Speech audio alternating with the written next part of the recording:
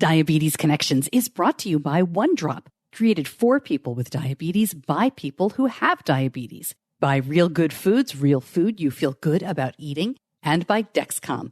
Take control of your diabetes and live life to the fullest with Dexcom.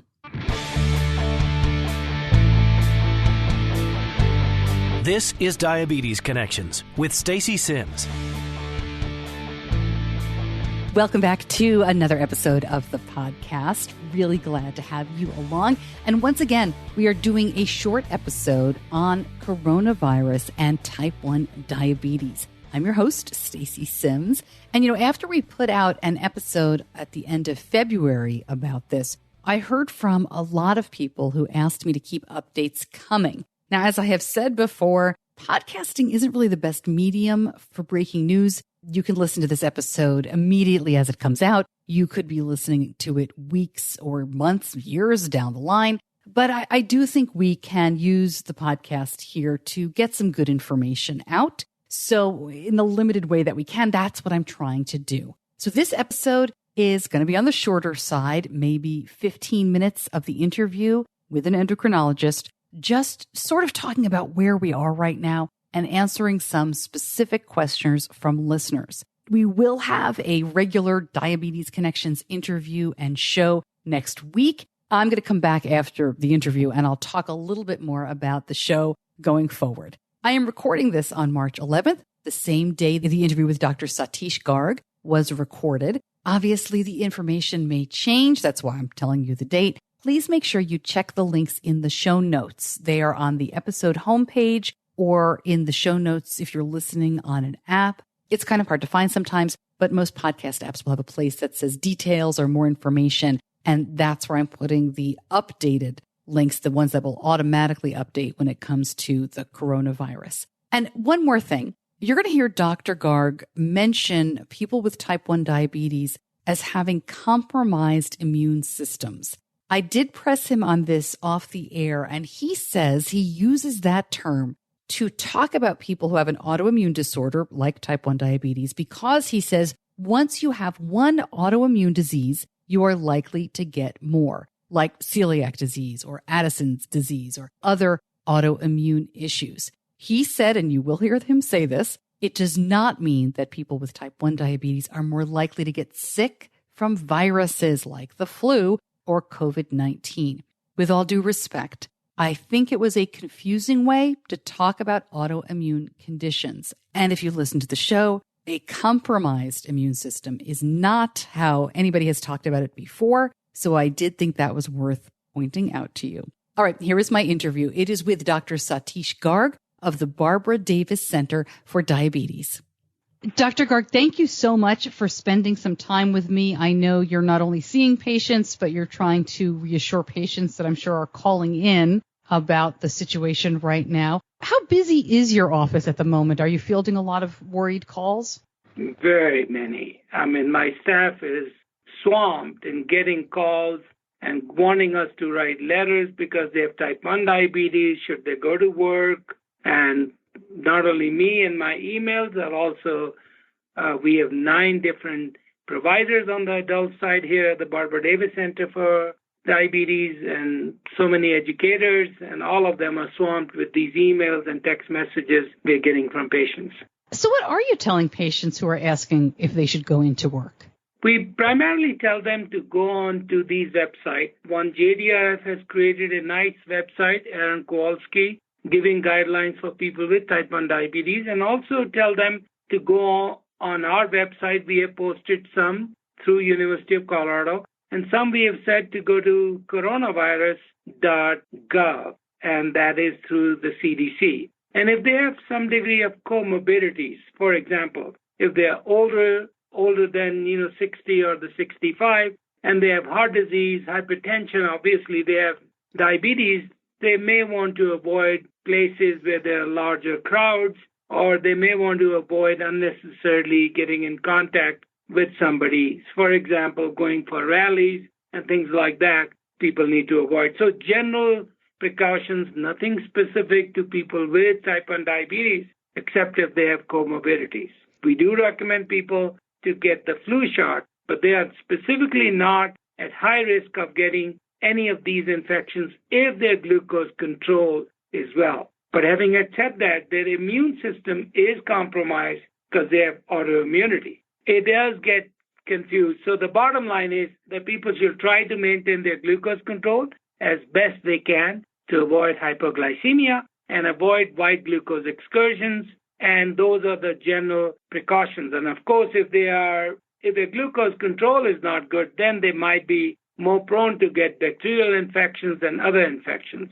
But their immune system is not normal, quote unquote. On a healthy individual like you and I, who don't have type 1 diabetes, our immune system is different than the ones with type 1 diabetes. Does it make sense? Yes, absolutely. I totally understand where you're coming from with that. But bottom line, good glucose control, you are not more likely to get COVID-19 with type 1 diabetes. Okay. No. You said right before we started taping that you had seen an 84-year-old person in your office with type 1. What's your advice for that person? So we have more than about 400 patients who are older than 60, 65 who have majority of them have type 1 diabetes and some have type 2, but they are requiring insulin therapy. Anybody who is in that age group, I always advise them, especially many of them have comorbidities, hypertension, hypertriglyceridemia, heart disease, they might have had stents. So those individuals, I tell them specifically, avoid. I'm not asking them to quarantine. Of course, if they have dry cough and they start running fever, they should self-quarantine. Do advise them not to travel because right now we don't know how the aircrafts and what have you are being cleaned. Avoid large crowds. So just the general precautions that CDC advises, that's what we are recommending to those people because they are definitely at high risk. One, because of the age, second, type 1 diabetes, and third, majority of them have some degree of comorbidities. One of the questions that we see a lot is, how can I prepare to be self-quarantined? A person with diabetes or a household that has a person with type 1 diabetes in it, what are you recommending people keep on hand for 2 weeks, 30 days? Well, I think there might have been an overreaction to that. People are slightly overreacting. Oh, my God, we might suddenly be locked down, like Italy is locked down, like Wuhan in China was locked down. I hope that doesn't happen. So people are going on hoarding insulin, masks, and what have you. We don't anticipate that. For example, in the state of Colorado, we only had about 15 to 20 cases now. Having said that, they haven't tested a whole lot. Once you get a lot of people tested, that's when we'll really know the hard numbers. Right now, unfortunately, we do not have the hard numbers as to how many people have been really affected by this disease.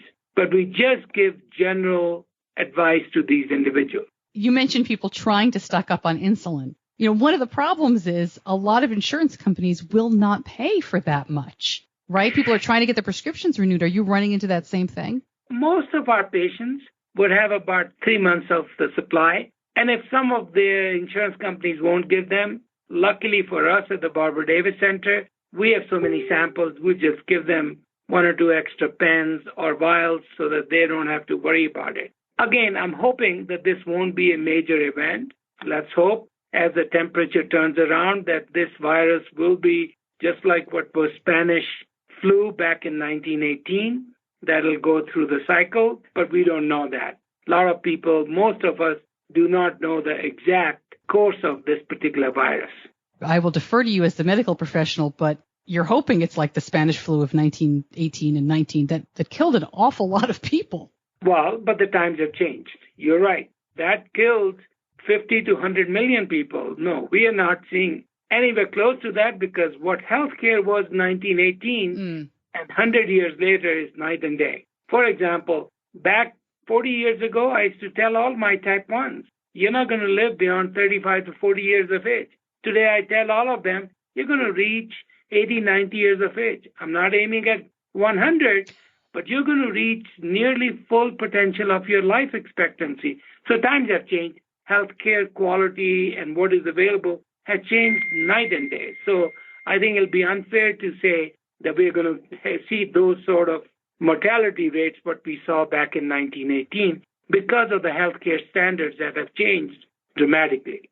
Another listener of mine, I'm reading you some questions that I took from my listeners, and one of them had asked that there are some studies that people with type 1 have worse outcomes after major events like heart attacks because of the autoimmune issues that people with type 1 already have. So she's concerned about that with coronavirus. Is there any indication, I know it's still early, that one of the reasons that it kills people is because it does affect the immune system? So here's the problem, Stacey, with that. We do not have data to say to that effect anything. Right now, we have so few deaths in the U.S. or even worldwide, and leave alone people with type 1 diabetes. Knock on wood, to the best of my knowledge, none of the patients with type 1 diabetes has died. But again, that may be what I know of the numbers.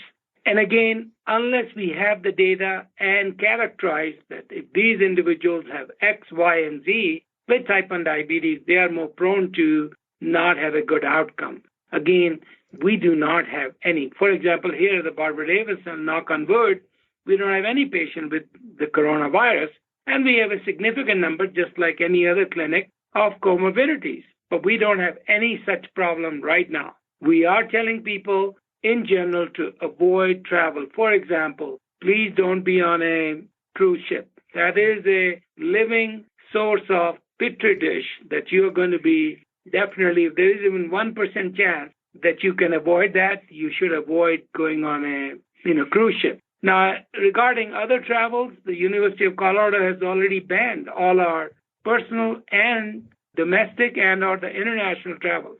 So some common sense is to be taken into account in the sense, if you really don't have to travel anywhere, avoid that. Let these things pass through. Hopefully, it's just like a flu virus, and over time, it'll all go away. We'll hopefully find a vaccine, and this will be a thing of the past. But right now, there is too much unknown, especially in patients with type 1 diabetes. All right, so I have a question for you from Julia, one of my listeners, who is actually a flight attendant. So she says, I have no one to ask this question. I don't know if you'll be able to answer it, but we'll give it a try. She says, I fly internationally to London. I do everything I should to avoid getting it, but I have accepted it is likely I will get COVID-19. When this happens and I'm told to self-quarantine, unless it's very life-threatening, she says, what should she do for herself in a mild case scenario? So here's the question. A person with type 1 who does get this and is not having a life-threatening incident of it, what should they do? Go home and let the fever run its course? I would do self-quarantine, make sure you have enough insulin, fluids, and whatever else necessities of day-to-day life you need.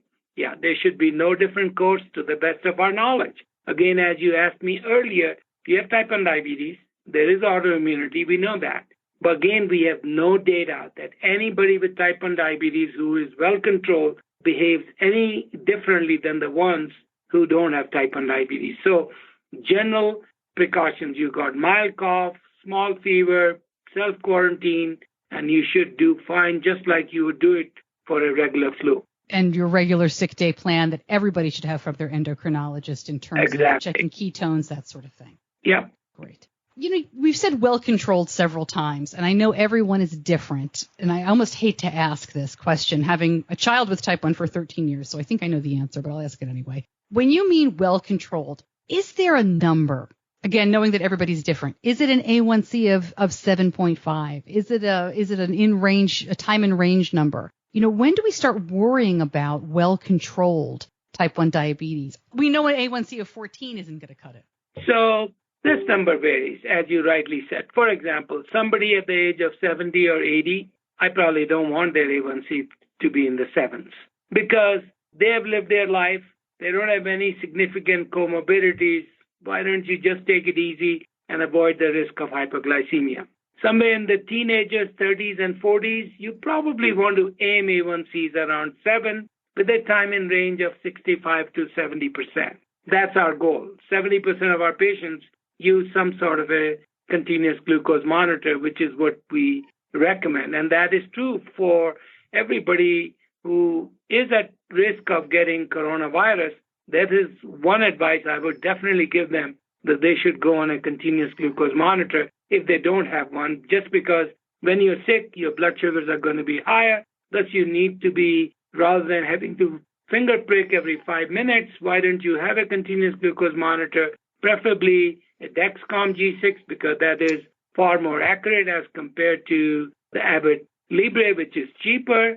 However, most insurance companies pay, and thus you can continuously be monitored and adjust your insulin dose accordingly rather than having to prick yourself 10 times a day. That's the only advice I would make change, especially to the flight attendant also who asks if she's not using a CGM. I would strongly recommend that she uses one. You know, it's interesting when you mention cost. I did get a question, and I know it varies state to state. I know you're a doctor and not an insurance expert, but do you know when a governor declares a state of emergency? You know, in North Carolina, our governor has recently done that. It is mostly about federal funding. It's not about emergencies in the street. I think most people recognize that by now. Is there any leeway for people to get extra supplies, to be able to pay for things at the pharmacy, like a Dexcom? I mean, as I'm asking, it sounds silly, but I'm curious. Yeah, I mean, I wish I had an answer for that. The only thing I would say is if that scenario happens, I'm sure we can get a special prior authorization. This is a scenario that nobody has seen or confronted with. So we don't know answers to many of the questions you're asking. However, if one is facing that situation, we could definitely look into it and get a prior authorization for that individual. Has there been any information coming out of China or Italy or elsewhere where they've been dealing with this for longer about people with diabetes and about how it reacts with COVID-19? I know when we say diabetes that they lump everybody in there as one. Correct. It's kind of hard to separate it, but have you been able to parse anything? And that's what I was going to tell you next. One, in China, according to quote-unquote what they say, type 1 diabetes is rare. I don't know to what extent is it rare. They just don't have the information on that effect. Secondly, they lump all diabetes, type 1, type 2. Type 2, who has a lot more comorbidity, is a very different ballgame, falls into those individuals who are more vulnerable and who are elderly. So I don't think those criteria may fit. So we don't have any data to that effect specifically to type 1 diabetes. What are you all doing in your office? As you said, you're seeing patients. You're there talking to me today. What are you doing to stay safe? Just the general precautions. Ask my staff to make sure they clean all the clinic rooms. We have like 44 exam rooms, clean all the exam rooms, surfaces and whatnot. And again, we've been lucky. None of our patients have yet been at least reported to have any of these coronavirus. So far we are lucky, but who knows when you're going to be confronted. I'm sure you must have heard there was a meeting in Boston where there were 200 biotech people, and I believe 17 or 20 of them have come down with the coronavirus. So that has obviously put issue whether we should have these large gatherings at all. And I would just lastly say to all patients with type 1 diabetes, just take care of your diabetes the usual way. It's not a bad idea to have some extra supplies in case, like what they have done in New Rochelle in New York area, where they're calling it containment, basically allowing less movement in the community. So it's not a bad idea to have a few extra days worth of the supplies, but take care of your diabetes the usual way as best as possible. Strongly recommend using a continuous glucose monitor. Thus, if you were to be infected, you'll have continuous access to the data. Thus, you could adjust your glucose management much better. But otherwise, there is lack of data in specifically to type 1 diabetes, and thus there is no difference. We will behave just like as a non-diabetic individual.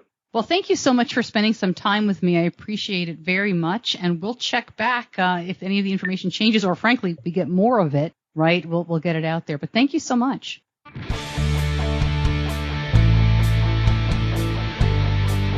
You're listening to Diabetes Connections with Stacey Simms. As Dr. Garg mentioned, there is a lot that we, as we're recording on March 11th, still do not know, especially any kind of breakout information when it comes to type 1 diabetes. So keep in mind, as of right now, when you're hearing people talk about diabetes, they're lumping everybody with every type of diabetes together. You will find more information in the episode homepage, including the links that Dr. Garg mentioned at the very beginning of that interview. All right, so here's the situation on the show going forward. And, this may just be for this next week. I have no idea. Like I just said, there's a lot of uncertainty here. But I am not going to make the show all about COVID-19, at least not right now. In the Facebook group, Diabetes Connections, the group, I took a poll, and the vast majority of listeners wanted regular podcast programming with COVID-19 updates as needed. Now, I do come from a news background, as you probably remember, so I admit it is a little hard for me to pull myself back from breaking news mode. I mean, I'm thinking, wall-to-wall coverage. This is how we would do it. This is how you're seeing media do it. But I hear you, and I am here for you and to do what you as listeners want to hear. So because I'm getting this episode out early, the next one may not air Tuesday. Our episodes usually drop on Tuesdays. If you subscribe to the show, that is probably your best bet. It'll just come to whatever app you use. And if you follow on social media, of course, I will post there too. So please check back in and let me know what you're thinking and what you want to hear. And by the way, maybe I should have said this up front. If I sound a little bit different, it's because I have moved my office. And frankly, I wasn't really ready to record yet, but we moved this up so I don't have everything in its perfect place. Hopefully it sounds just fine. But if it's a little different, that is why. All right. Thank you so much, John Buchanan, my editor, for rolling with these changes and being able to get these episodes out. I very much appreciate it. Thank you for listening. And please check back into the Facebook group, social media, or wherever you listen for the next episode. I'll see you back here then.